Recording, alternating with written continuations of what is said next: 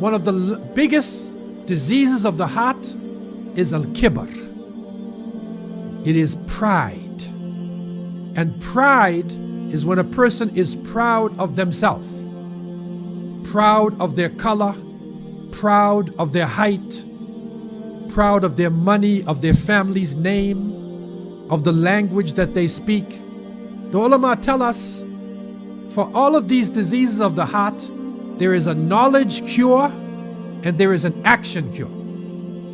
The knowledge cure for pride is to reflect upon our relationship with Allah subhanahu wa ta'ala. Where did we come from? Look back at the human being. Once we were a tiny clot of blood, right? And now we stand up. People stand up and defy their Lord, right? But where did they start off? You see, very humble. And we come from a humble place.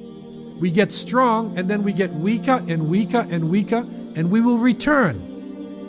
No matter how rich you are, how famous you are, you have to leave this earth in a humble way. You will come out of this earth. So what are we proud about? So the first thing is understanding who we are. It's interesting because think about our lives. Okay, especially a person who feels they're physically fit. At any moment, you can drop dead on the ground. There are some people who are professional football players, right? Super Bowl that they're ready to play. Gladiators.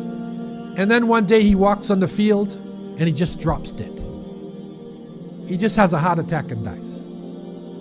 You can drive in your vehicle and gone in a minute. Even the richest person on earth, even the heads of state, will fly in the plane and suddenly the plane crashes. So none of us have really any control over our destiny, you see? So why are we proud? We should be thankful that Allah Azza wa Jal gave us life. We should be thankful for the things that we have. The second part of the cure is the action cure. And the action cure here comes in physically. If we can't control our pride, then we need to do things that humble us. Do hard physical labor. You'll see the Prophet ﷺ in the day of the Khandaq, when they were digging the trench, when the Ahzab was about to attack them, he was carrying the bricks himself. Doing hard labor, taking the same as everybody takes. A simple life. It is reported Abdullah ibn Mas'ud radiallahu anh came into the house of the Prophet ﷺ, and Ibn Mas'ud was considered to be probably the closest to Rasulullah ﷺ in the way he looked and the way he acted, the closest one. And he came inside of the house and he saw the Prophet ﷺ and he saw the marks on his back, and he said, can we not give you a nice cushion or something? Can we do something for you? And he said, no, because we are, never forget, you're a traveler. We are travelers. We are here today and gone tomorrow. Right? So never make this. This is not our paradise. So the humility, this is the Prophet ﷺ. This is the best of creation, the leader of the prophets.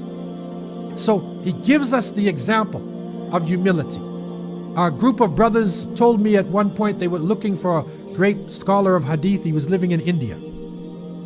And they went to the house and they sat down, and an elderly man came out and gave them water and they washed their hands.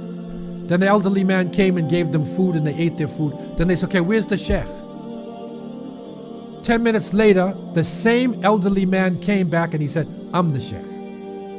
And he sat down and he began to teach. They were amazed at his knowledge. But you see what he did? He killed his pride. He killed his pride. He has knowledge, an ocean of knowledge over them. But he served them like a slave.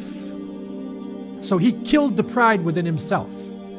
So part of this issue of al-kibr, part of it is that we need to take action. We need to take action against this.